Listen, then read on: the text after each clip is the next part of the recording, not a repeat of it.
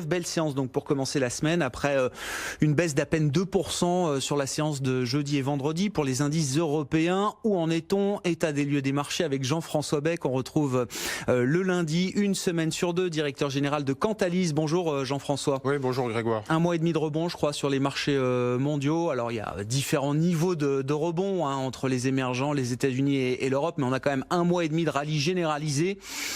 Est-ce que c'est le début d'un nouveau souffle? Et si oui, à quelles conditions? Voilà les questions qu'on continue de se poser en ce début de semaine, Jean. Oui, on parlait du sommet États-Unis-Chine, c'est un petit peu le supplice chinois. Je ne sais pas si vous connaissez le supplice chinois, Grégoire. Oui, je préférerais ne pas connaître. Une goutte d'eau qui tombe sur le cerveau toutes les secondes, et au bout de 3 jours, vous devenez fou.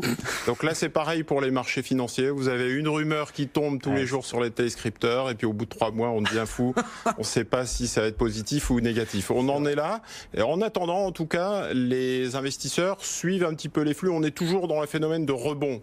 Rebond de début d'année, avec justement post-2018 des achats à bon compte. Et quand on suit les flux, c'est un petit peu ce qu'on avait évoqué ensemble, on a des investisseurs qui reviennent fortement sur les marchés émergents, les actions émergentes, 3 milliards de collectes par semaine. C'était pas cher, c'était absent des allocations d'actifs depuis un bon petit moment, et donc les gérants d'actifs reviennent fortement sur cette classe d'actifs. Et puis aussi, rassurés par la croissance américaine, rassurés en partie par les effets de relance de la Chine. Puis il y a aussi des effets politiques comme le Brésil.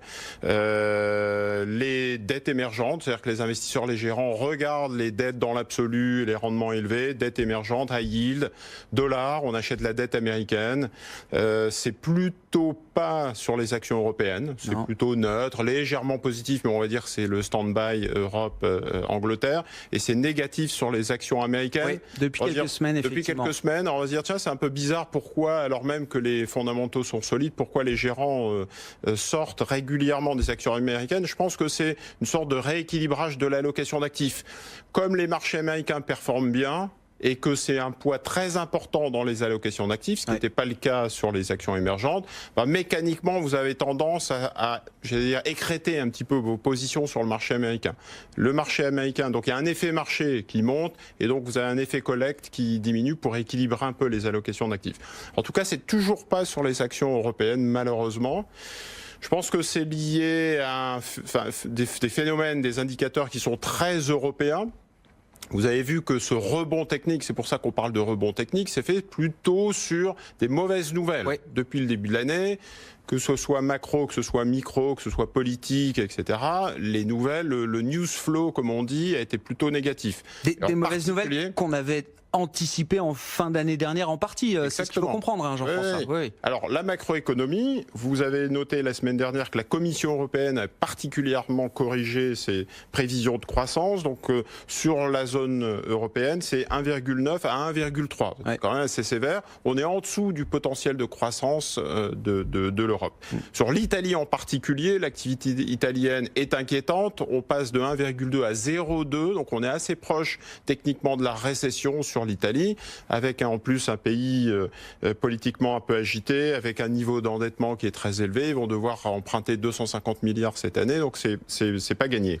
L'Angleterre aussi, la Banque d'Angleterre s'est réunie, son dernier rapport corrige la croissance anglaise, 1,9 à 1,3, 1,2. Enfin bref, ça n'a pas été vu depuis 2009, donc il faut remonter à la période 2009 pour voir ce type de croissance en Angleterre. Et la Banque d'Angleterre a tout de suite précisé, attention, s'il y a Brexit dur, ça sera sans doute une récession. Et donc du coup, les investisseurs internationaux, voyant un peu ces mauvaises nouvelles, ont tendance à ne pas revenir sur l'Europe tout de suite. Vous avez en plus des entreprises qui ont sorti des résultats, on est dans la période des résultats. Je donnerai simplement pour exemple Daimler, qui est représentatif de l'industrie allemande et européenne, qui dans ses résultats a tout de suite pointé la carte États-Unis-Chine, la guerre commerciale, l'impact sur nos carnets de commandes, plus la hausse des coûts salariaux puisque l'Allemagne est en plein emploi, plus un peu d'inflation, un coût des matières premières. Enfin bref, c'est un cocktail qui n'est pas très positif pour des entreprises. On aurait pu citer aussi les résultats de Fiat ou même Toyota sur l'automobile japonaise. Sachant que voilà, s'il y a un secteur secteur qui est au confluent de toutes les tourmentes, c'est peut-être bien le secteur automobile européen aujourd'hui. Oui, tout à fait. Alors l'Europe, pourquoi on est vraiment focalisé sur l'Europe? Vous voyez que même sur les taux d'intérêt, les taux allemands se sont rapprochés des 0% et les taux italiens des 3%. On avait parlé de divergence ensemble, de déconnexion, de dispersion. On le retrouve aussi sur les taux d'intérêt avec des marchés qui pointent du doigt justement ce type de problématique. On aurait pu aussi parler des banques européennes qui concentrent un petit peu les risques en Europe. Vous avez vu Deutsche Bank qui a eu des problèmes de financement. Les spreads sur la signature Deutsche Bank se sont fortement écartés.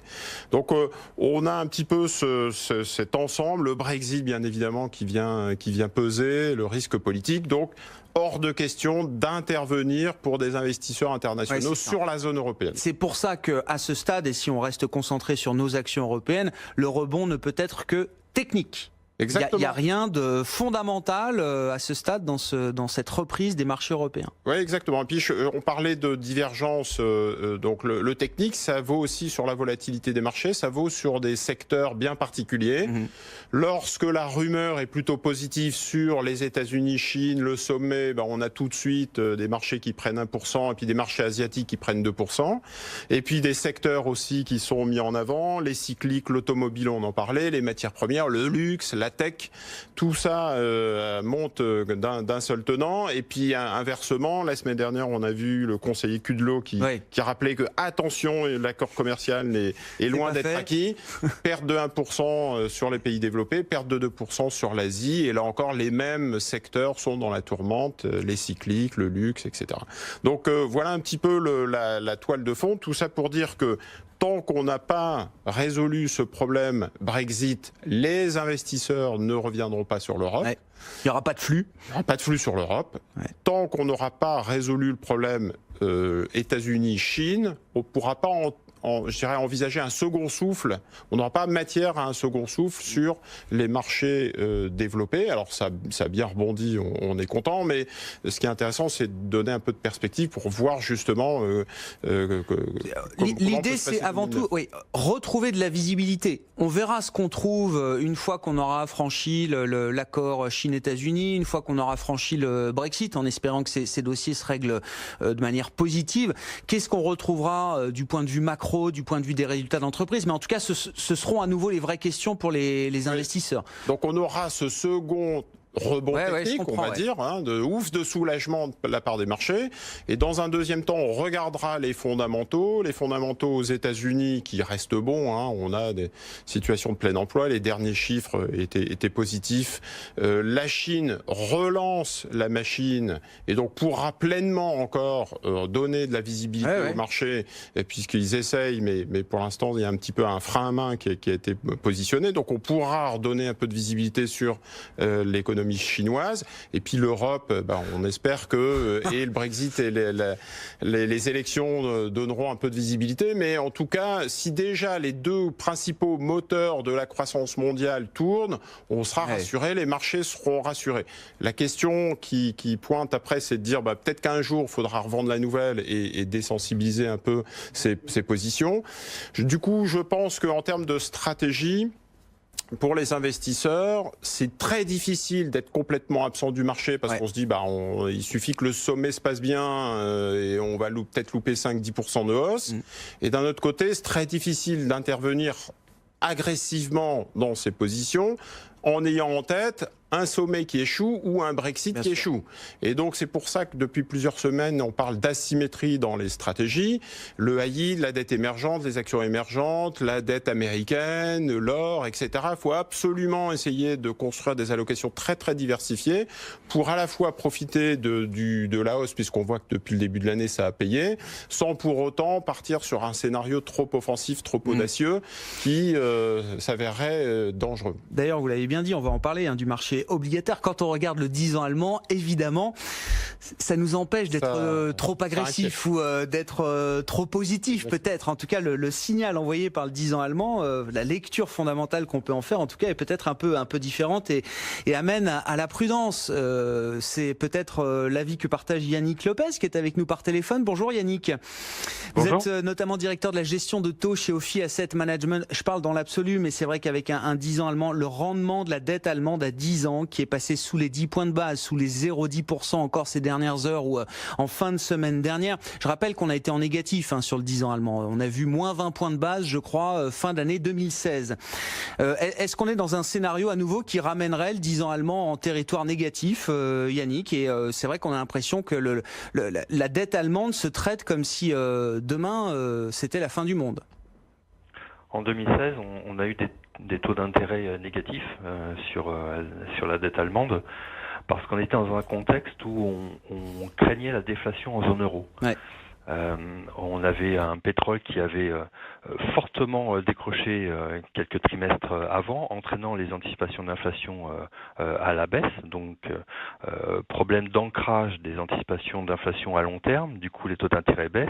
Et c'est pour cela que la BCE avait réagi vivement en lançant ses programmes de rachat d'actifs obligataires, en injectant massivement la liquidité dans le système afin qu'à terme, il y ait reprise de l'inflation et donc sortie de la déflation. Parce que on a le cas japonais qui est un bon exemple.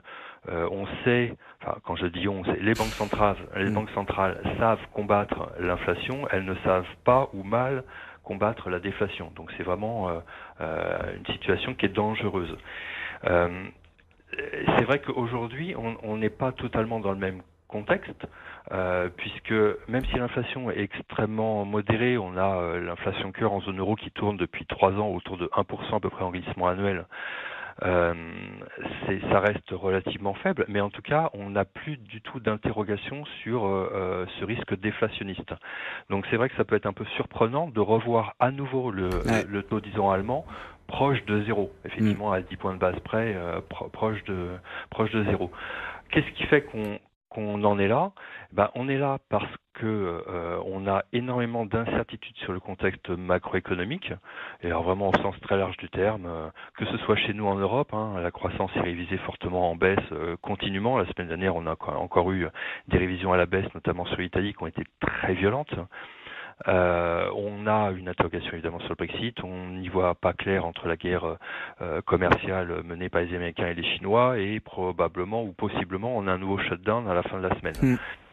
Voilà, donc c'est autant d'événements qui font que les investisseurs sont frileux, et même s'il y a eu un rebond des actifs risqués en début d'année, possiblement d'ailleurs davantage lié à des rebonds techniques parce que la fin d'année avait été vraiment extrêmement violente sur pas mal de classes d'actifs, mais en fait on a encore des flux qui continuent à aller vers les actifs dits refuges, et la dette allemande c'est l'actif refuge par excellence. Donc on se refuse.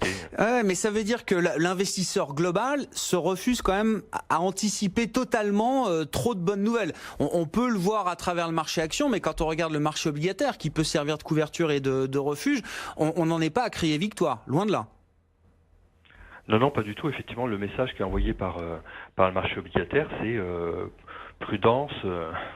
J'ai envie de reprendre les mots de M. Draghi, patience. Bien sûr.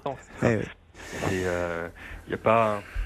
Probablement que les investisseurs se disent, bon, à 10 ou 15 centimes de taux sur l'Allemagne, c'est extrêmement bas, mon espérance de gain est quasi nulle, j'ai envie de dire, enfin, tout du moins en portant l'obligation à terme. Si vous achetez une obligation à 10 ans à 0,10, vous savez à peu près combien vous allez gagner à horizon 10 ans, donc c'est extrêmement faible. Mais comme je pense que nous sommes dans un environnement de taux durablement bas, voire extrêmement bas, mon risque de perte est relativement limité. Alors que par ailleurs j'ai un environnement qui est hautement incertain. Donc finalement je mets tout ça dans la balance, et je continue malgré tout à garder, voire investir sur cet actif refuge, parce que pour le reste j'y vois pas bien clair. Par une mécanique d'offre et de demande, alors qui est aussi propre au marché allemand de la dette, parce qu'on manque quand même beaucoup de papier allemand aujourd'hui. Est-ce que c'est tout à fait envisageable de revoir un 10 ans allemand négatif cette année, Yannick? Mais le problème c'est que à 10 centimes de taux sur l'Allemagne, je pense qu'on peut affirmer que c'est cher. Ouais. Enfin, je veux dire que le taux d'intérêt est très bas et quand même assez éloigné des fondamentaux. Parce que même si on a des révisions de croissance à la baisse, en Allemagne cette année, selon les dernières estimations du gouvernement, on devrait avoir 1% de taux de croissance, on a 1% d'inflation. Ça justifie pas des taux à zéro. Mais maintenant, la dynamique fait que effectivement, on peut avoir des taux qui glissent continuellement vers le zéro. Parce que de toute façon, il y a aussi énormément de liquidités dans le système. La Banque centrale a cessé ses achats nets d'actifs obligataires, c'est-à-dire qu'elle a cessé de dilater son bilan, mais elle continue à réinvestir cet immense portefeuille de 2500 milliards à chaque fois qu'il y a des tombées de dettes. Donc ça veut dire qu'elle continue à acheter environ 10 à 15 milliards de dettes par mois. Et vous l'avez dit fort justement, il y a une pénurie de dettes allemandes. Donc et d'ailleurs, on le voit, les émissions, les placements de dette allemande se font pas dans une hystérie incroyable. Enfin, il n'y a pas une demande extraordinairement supérieure à l'offre. À chaque fois, vous avez un papier allemand qui est placé, contrairement et étonnamment, j'ai envie de dire, à l'Espagne ou à l'Italie. La semaine dernière, je ne sais pas si vous avez dû le commenter, mais il y a eu une émission de 30 ans italienne. Finalement, ils devaient placer 7 milliards, ils en ont placé 8. Il y a eu plus de 40 milliards de demandes. Donc on voit quand même une très très très forte demande sur la dette italienne parce que le rendement est élevé. Bon, ça l'a pas empêché de monter le rendement. Voilà, exactement. On peut pas dire de même sur les placements allemands. On peut pas dire que la demande soit extraordinaire, mais voilà, il y a toujours un flux qui s'investit et je vous dis, c'est l'actif refuge ultime et du coup on a des taux qui glissent et c'est vrai qu'à court terme, tant qu'on n'aura pas de visibilité meilleure sur tous les dossiers que j'ai cités tout à l'heure, croissance, Brexit, États-Unis, Chine, etc., eh ben, on a du mal à imaginer effectivement un taux 10 ans allemand remonter brutalement. On voit pas le catalyseur. C'est le coffre-fort, on le rappelle, la dette allemande comme l'or, comme le franc suisse par exemple, voilà, sont ce qu'on appelle les actifs refuges, des coffres-forts pour les investisseurs et visiblement ils ne sont pas prêts, en tout cas pour l'instant, à ce stade avec les informations qu'on a, ils sont pas prêts à quitter ce coffre-fort quand bien même les marchés actions continuent leur progression. C'est pour ça qu'il faut bien avoir en tête quand même ces deux logiques concomitantes qui font le marché aujourd'hui. Un mot sur l'Italie peut-être, Yannick? Oui, alors il y a eu une parenthèse de grâce là de quelques semaines, demande très très forte notamment sur les émissions obligataires du Trésor italien en début d'année, enfin la semaine dernière encore sur le 30 ans. Mais quand même des taux qui sont remontés, on a revu 3% sur le 10 ans italien. Je vois Matteo Salvini de la Ligue qui juge intéressant de puiser dans les réserves d'or du pays pour combler le déficit. Il s'intéresse également à la Banque d'Italie et aux prochaines nominations qu'il faudra faire pour la Banque centrale italienne. Est-ce qu'on revient sur des sujets un peu difficiles pour l'Italie? Et j'ajoute en plus, c'est même le point de départ, le pays est en récession aujourd'hui, Yannick, pour la 3e fois en 10 ans. Est-ce que le marché là revient sur une situation un peu plus difficile vis-à-vis de l'Italie? Je dois admettre que j'étais assez surpris du fait que sur le premier mois de l'année, on n'ait pas de bonnes nouvelles sur l'Italie. On a effectivement une croissance qui est revue à la baisse par tout le monde, le FMI, la Commission européenne, la Banque d'Italie elle-même, et que ça n'ait aucun impact sur les taux italiens, alors même que sur tout le deuxième semestre 2018, à chaque fois que vous aviez une news commençant par Italie de coin, les taux montaient. Enfin, dans le doute, ça montait. Il y avait une hystérie et vraiment un stress très très marqué. Pour des raisons justifiées, la tension autour du budget, on l'a bien en tête. Mais en tout cas, ce que je veux dire, c'est que j'étais assez frappé de voir à quel point le sentiment de marché avait changé en début d'année et que toutes les mauvaises nouvelles passaient à côté et n'avaient pas de prise sur les taux d'intérêt italiens qui n'avaient de cesse que de baisser pour aller presque tutoyer les 2,5% sur le 10 ans. Je pense qu'on était dans une logique nouvelle année, recherche de rendement, liquidité à investir, bien sûr. Voilà. On arrive au bout de cette logique, visiblement, Yannick. Et puis finalement, voilà. Et puis finalement, à un moment, le fondamental, mais comme toujours, hein, le fondamental revient. Et la statistique de trop, je me souviens plus si c'était parce que la Banque d'Italie a elle-même révisé à 0,7% ou si c'était un autre institut. Bref, le marché à un moment a repris. A repris j'allais dire le sens des réalités, pardon. Mais en tout cas, voilà, réintégrer à nouveau les mauvaises nouvelles. Et du coup, les taux d'intérêt italiens se sont mis à corriger logiquement parce que la macro est très mauvaise en Italie. On a la Commission européenne, donc la semaine dernière, jeudi dernier, qui a révisé de 1,2 à 0,2%, excusez du peu, la croissance en 2019. Je vous rappelle que le budget de 2,04, c'est précis. Hein, c'est le déficit sur PIB, ça, l'objectif de déficit sur PIB 2019. Exactement. Repose sur une croissance attendue à 1%. D'ailleurs, j'ouvre une parenthèse, on peut s'interroger sur la crédibilité du coup de la Commission européenne, parce que c'est quand même elle qui a finalement visé, d'une certaine manière, le budget italien. C'était il n'y a pas si longtemps, et finalement, un mois et demi après, ils disent non, c'est 0,2% de croissance qu'on attend. C'est assez étonnant quand même. Je trouve la rapidité de... C'est la politique. De la politique. Voilà, donc tout ça fait que les taux italiens reflètent cette immense incertitude. Vous l'avez rappelé, techniquement, l'Italie est en récession. Ça n'augure pas de bonnes choses pour le premier trimestre selon les statistiques que l'on voit, notamment les PMI. Donc on pourrait avoir possiblement un troisième trimestre de suite. Et effectivement, en le disant, ça veut donc dire que c'est la troisième récession du pays. C'est vraiment très mauvais. Et donc, c'est vrai que la pression sur les taux italiens...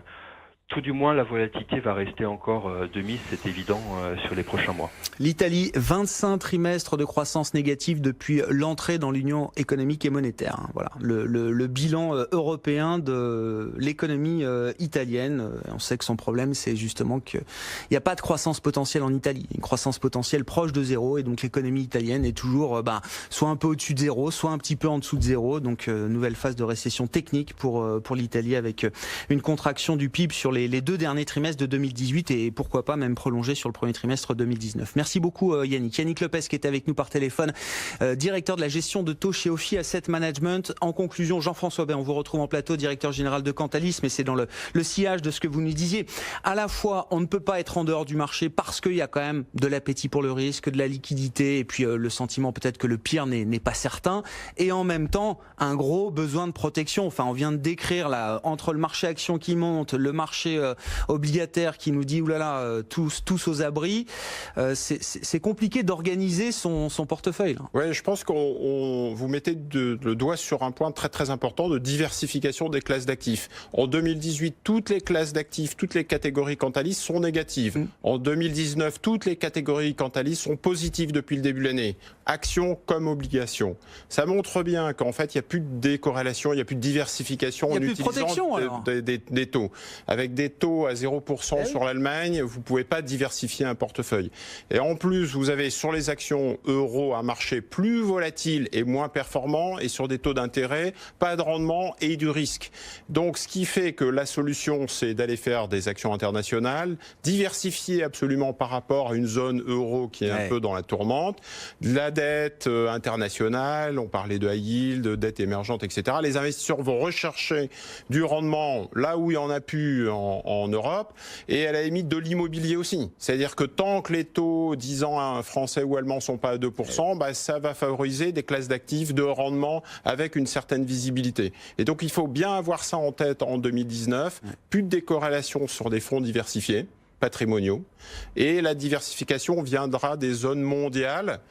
Et d'où l'intérêt de rester investi, mais avec un certain niveau de décorrélation et de diversification. Si vous êtes monomaniaque sur l'euro, vous risquez de mal dormir et de subir des marchés un peu volatiles comme on les a en ce moment, et d'être un peu déçu. Donc il faut bien penser à une diversification très très large de vos portefeuilles pour passer un peu ce paradigme et ce changement, ce contexte difficile. Oui, c'est ça, manque de visibilité, on peut dire ça comme Exactement. ça aujourd'hui, notamment vis-à-vis de l'Europe, avec le contexte politique qu'on connaît et le contexte économique également. Ça n'empêche pas, encore une fois, les marchés de bien débuter cette semaine avec une hausse de 1% en Europe, le CAC en tout cas au-delà des 5000 points pour cette première séance de la semaine. Merci beaucoup Jean-François, merci d'avoir été avec nous en plateau. Jean-François Bay, directeur général de Cantalis. On marque une pause, bientôt 16h, direction les États-Unis dans un instant, c'est John Plassard qui sera avec nous par téléphone et puis Nicolas Chiron qui va nous rejoindre également pour cette nouvelle demi-heure, le responsable de la recherche marché de Bink.fr. BFM Business, Intégral Bourse, jusqu'à 18h, la bourse en temps réel.